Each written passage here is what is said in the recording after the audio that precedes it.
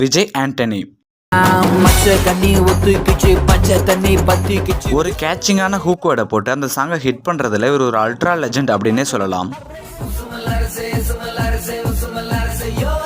இவர் தமிழ்ல 100க்கும் மேற்பட்ட பாடல்களை பாடியிருக்காரு. அதிலிருந்து கொஞ்சம் சாம்பிள்ஸ் இந்த வீடியோல பார்க்கலாம் வாங்க. வெடி மூவிலிருந்து ஒரு சூப்பரான சாங். சலீம் மூவிலிருந்து ஒரு வைபான சாங்.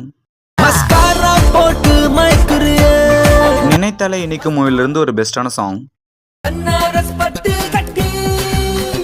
பிரியாணி மூவிலிருந்து ஒரு மோட்டிவேஷனான சாங்.